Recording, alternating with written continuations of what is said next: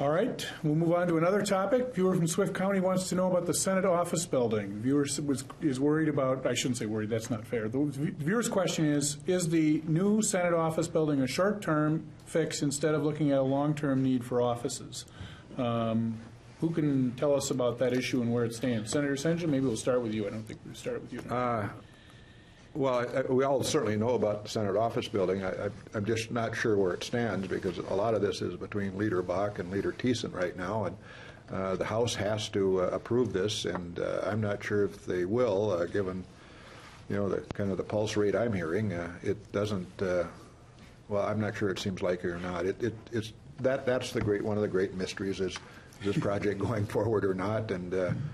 As of today, it doesn't seem like it's got a lot of wind in the sails, but who knows? We got a lot of session left. It's strongly unpopular, and I was at a point somewhat supportive of it. But when you don't put all the senators in, if you got 40 in the office building and 20 or so are in the state capitol, I don't think that creates the chemistry that building, in my view, was meant to bring. Where we went wrong, I think, was already several years ago. Representative Maury Lanning and I were together on that Capitol Commission at the time, and we both argued before we started the Capitol that we should look at the whole campus plan, who works there, why, where should they be, and to have a plan for the whole campus. We never did that. And so now we're right in the middle of the construction, and we haven't resolved that issue yet. I think the thing that went wrong was that it happened in the tax bill, and so we're paying for it with higher cost debt. Appropriation bonds cost more than GO bonds, and they pass with the simple majority, and so it's a kind of debt we should do less of than GO bonding.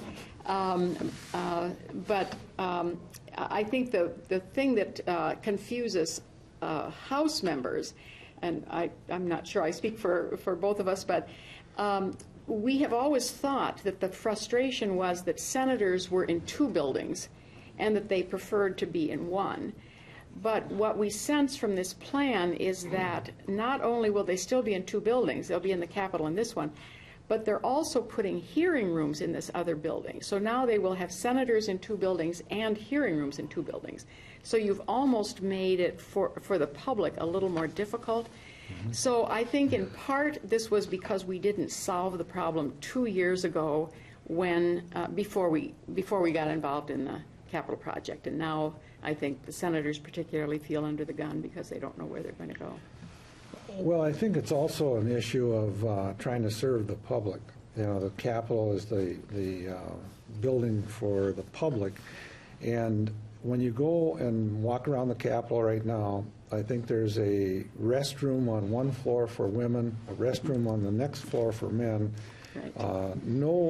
The elevator service is very, very poor, and they need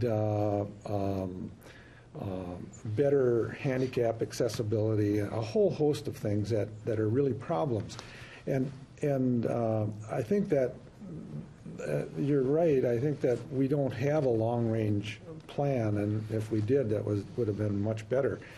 And I maybe we can get into all in one building, and I think that probably would be the better choice. But we've gone down this road, and now we're kind of backed up. If we stop the funding of the Capitol, the costs of stopping and then restarting are going to be fairly significant. I mean, there's a lot of workers that are working on the Capitol right now, and if we don't move with some place to go, I think that's probably the likely outcome is to stop the renovation on the Capitol. Well, I think combining them, people look at this and they shake their heads and they think, here government goes again. You've got a building for 44 people costing $90 million with a parking ramp, over $1.5 million per office, and everybody doesn't want to move into this building. We're already spending $200 million to fix up the Capitol. The governor works in the Capitol. His space is getting much larger. Senate works both in the Capitol and in this new building. Those spaces are getting larger. The house, for some reason, has leadership suites in the new building. Those are getting larger. And I look at it from the public perspective. What are we offering to the public? We're making them park further away. They have to walk by a $90 million building, and they don't really get much more in their beautiful capital. I'd like to see a lot more public space within our beautiful capital, and I think we can certainly do that without a brand new $90 million building for swing space. We've got almost 40 offices for senators in the current state office building. We're moving to 44 in a new building.